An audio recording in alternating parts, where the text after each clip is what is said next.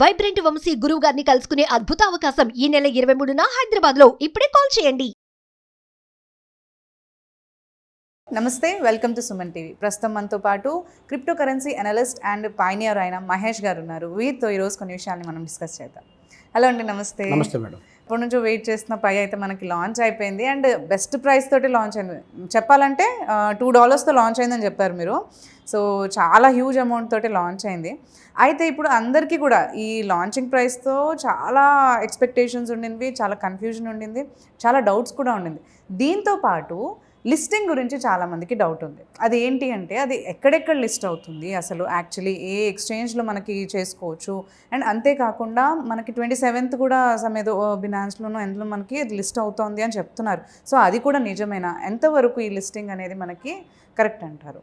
ఈ pi network listing గురించి వస్తే ప్రజెంట్ 3 to 4 ఎక్స్చేంజెస్లో లిస్ట్ అయిందండి.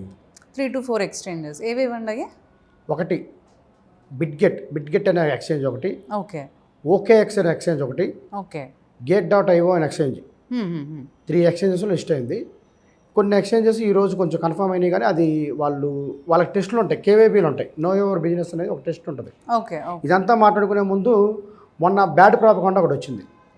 ఏంటంటే బైబిట్ అని ఒక ఎక్స్చేంజ్ ఉంది మేడం. ఓకే, అది పైన లిస్ట్ చేసుకోవట్లేదు, మేము రిజెక్ట్ చేస్తున్నాం అని చెప్పేసి బ్యాడ్ ప్రాపగాండా తీసుకొచ్చారు. ఓకే, పైని వాళ్ళు రిజెక్ట్ చేయడం కాదండి, పైయే వాళ్ళని రిజెక్ట్ చేసింది.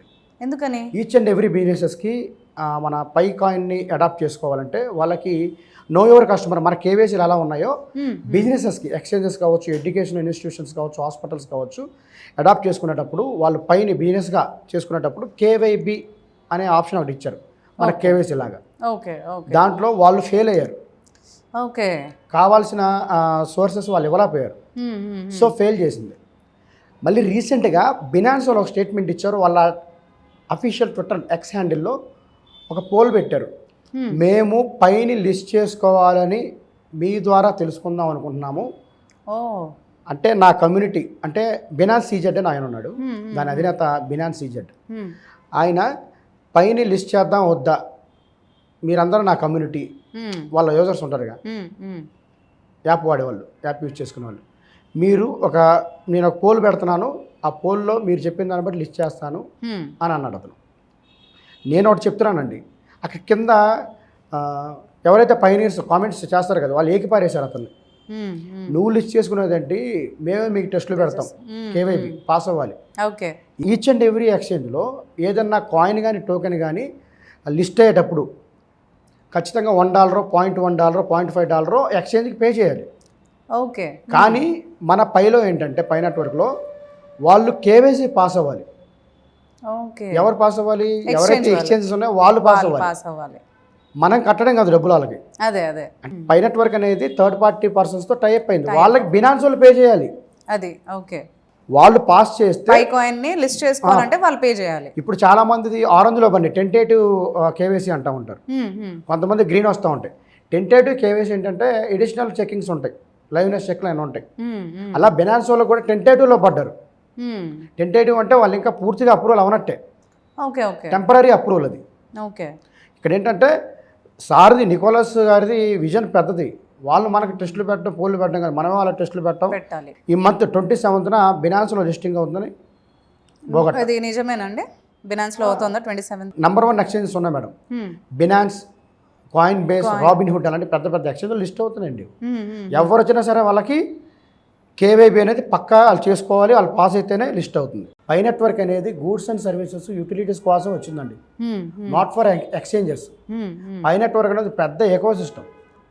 మనం ఒక వాల్మార్ట్కి వెళ్తాం, అమెరికాలో వాల్మార్ట్లు ఉంటాయి, ఇక్కడ మనకి డీమార్ట్లు, సూపర్ మార్కెట్లు ఉంటాయి. అక్కడికి వెళ్తే ప్రతిదీ దొరికింది మనకి. అలాగే మన ఎకో సిస్టంలో కూడా ప్రతిదీ యాప్స్ ద్వారా, ఆన్లైన్ ఎకో సిస్టమ్ ద్వారా ఇవ్వాలనుకుంటున్నారు. ఎక్స్చేంజ్లో లిస్ట్ చేయడానికి కాదు, పై లేని వాళ్ళు అక్కడ కొనుక్కోవడానికి మాత్రమే. ట్రెడిషనల్ క్రిప్టో కరెన్సీస్ ఏవైతే ఉన్నాయో వాటితో కంపేర్ చేయొద్దు దయచేసి. పై నెట్వర్క్ అంటే just not a crypto currency, it's a global payment method. మనం ఎప్పటి నుంచి చెప్తున్నాం, పేమెంట్ మెథడ్ ఇది, not for trading, that's all. Okay. మరి ఎక్స్చేంజ్లో వస్తుంది కదా, ట్రేడింగ్ కాదంటున్నారు ఆయన, ఎక్స్చేంజ్లో లిస్ట్ చేసుకుంటున్నారు కదా. ఇప్పుడు మీరు చెప్పింది OKX ఓకే అందులో ఎంత ప్రైస్కి లిస్ట్ అవుతుందండి? సిఎంసి అని ఒకటి ఉంది కదా, కాయిన్ మార్కెట్ క్యాప్ అని ఒకటి ఉంటుంది. దాంట్లో క్రిప్టో కరెన్సీస్ ప్రైసెస్ మొత్తం మనం ఆ ప్లాట్ఫామ్లో చూసుకోవచ్చు. ఒక 1-2 వేరియేషన్స్గా అంతే ఉంటుంది అనుకుంటా అన్నిట్లో కదా. ఇప్పుడు బినాన్స్లో ఎంతకి లాంచ్ అవుతుందని ఎక్స్పెక్టేషన్స్ ఉన్నాయి? It's depends upon users madam. Okay okay. User base ఎక్కువ మంది పర్చేజ్ చేస్తా ఉన్నట్టే ఇప్పుడు చాలామంది కూడా తక్కువ ఎక్స్చేంజ్లో లిస్ట్ అయిందండి. ఎక్స్చేంజెస్ పెరిగే కొద్దీ బయ్యర్స్ పెరుగుతూ ఉంటారు. ఓకే, అవును. ఈరోజు OKX, నిన్న బైబిట్, అలాగే గేట్.io, రేపు బినాన్స్ 27న, అప్పుడు కొత్త బయ్యర్స్ వస్తారు. బినాన్స్ మామూలుగా ఈ యూజర్ బేస్ ఎక్కువ ఉంది. అవును అవును. సో అక్కడ కొనుక్కోవడానికి రెడీగా ఉన్నారు, చాలామంది దాంట్లో అమ్మడానికి కూడా రెడీగా ఉన్నారు. అవును అవును. ఎప్పటి నుంచో పైనీర్స్ డ్రీమ్ అది. 6 సంవత్సరాల నుంచి పైనీర్స్ మైనింగ్ చేస్తున్నారు 2019 నుంచి. 22 సంవత్సరాల నుంచి క్రియేట్ చేశారు అది. కరెక్ట్. అవును. ఎక్స్చేంజెస్ అసలు దృష్టిలో పెట్టుకోకూడదు, మనం దృష్టిలో అసలు వద్దు. ఎకోసిస్టమ్ చూడండి స్టార్ట్ అయిన తర్వాత ఎలా ఉండదో, మొత్తం వరల్డ్ మొత్తం రోల్అవుట్ అవుతుంది. ఎవరు కూడా డిసప్పాయింట్ పడాల్సిన అవసరం లేదు, అసలు ఎక్స్చేంజ్ గురించి ఆలోచించే అవసరం లేదు. చాలా మంది అదే డిసప్పాయింట్ లో ఉన్నారు. ఏంటి అంటే మైనింగ్ చేసిన వాళ్ళు లిస్ట్ అయిన తర్వాత సమ్ ఎక్స్పెక్టేషన్ ప్రైస్ తో ఉండింది, అది అంటే తక్కువ ఇన్ ద సెన్స్ వాళ్ళ ఎక్స్పెక్టేషన్ కి అది తక్కువ అని అనుకున్నారు వాళ్ళు. ఇది ప్రైస్ ఎక్స్పెక్టేషన్ అందరిలోనూ ఎక్కువ ఉండింది. పైగా జీసీవీ వాల్యూ కూడా సమ్ $314 ఎంతో ఇచ్చారు. మీరు కూడా అది దానికి ఎక్కువ ఎంకరేజ్ అనేది సపోర్ట్ చేస్తూ మాట్లాడారు. మరి ఇప్పుడు ఏం చెప్తారు అసలు యాక్చువల్లీ ఈ ప్రైస్ విషయానికి చూస్తున్నట్టు? యాక్చువల్గా అయితే మేడం, నా వీడియోస్లో ఏవైతే ఉన్నాయో నేను ఏ రోజు కూడా ప్రైస్ జీసీవీ ప్రైస్ వస్తుంది ఇన్ని డాలర్లు వస్తాయి అని చెప్పలేదు మేడం. మీరు $1 మీద ఉండండి చెప్పాను. నేను చెప్పిన దాని మీద $1 ఎక్స్ట్రానే వచ్చింది. ఇప్పుడు ఫ్రీగా ఒక వ్యక్తి ఒక 5 years మైనింగ్ చేశాడు మేడం, అతనికి ఒక 5,000 కాయిన్స్ వచ్చినాయి. రేపు వాలెట్లోకి వచ్చిన తర్వాత 5,000 ఇంటూ $1 $5,000. ఒక్కొక్క డాలరు USDTకి స్వాప్ చేసుకుంటే ₹90 వేసుకుందాం యావరేజ్గా.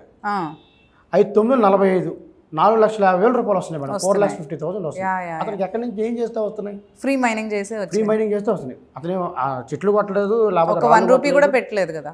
అంతేగా మేడం. అతను ప్రాఫిట్లో ఉన్నట్టేగా. నిన్న $2 ఉంది, సరే $1.5కి $1.5 అమ్ముకున్నా చాలా మంది ఒక 1,000 కాయిన్స్ అమ్ముకుని వాళ్ళు బెనిఫిట్లో ఉన్నట్టే కదా. మరి కమ్యూనిటీకి ఏం అర్థం అవుతుందో నాకు అర్థం అవ్వట్లేదు. అంటే వీళ్ళకి ఏంటంటే ఒక కాయిన్కి 10 కోట్లు కావాలి. అంటే ఇన్నేళ్ళు మైనింగ్ చేశాం కదా, సో వాళ్ళ ఎక్స్పెక్టేషన్స్ వాళ్ళకు ఉంటాయి. ఒక కాయిన్కి 10 కోట్లు, 10 కాయిన్లకి 100 కోట్లు కావాలి. 100 కోట్లు వస్తే నికోలస్ గారి తోపు మహేష్ మంచోడు మా తమ్ముడు అని అంటారు అనమాట. Okay okay okay. $1 ఇస్తే ఎందుగా, ఎందుకు మీరు ఆవిడ పెట్టుబడి పెట్టారా? పెట్టలేదు కదా. Keep mining, we have to move. మనం మూవ్ అవ్వాలి. ఇప్పుడు ఎలా అయితే just starting, ecosystem is loading, something is cooking, please wait. Okay okay అండి. Thank you. Thanks for the information.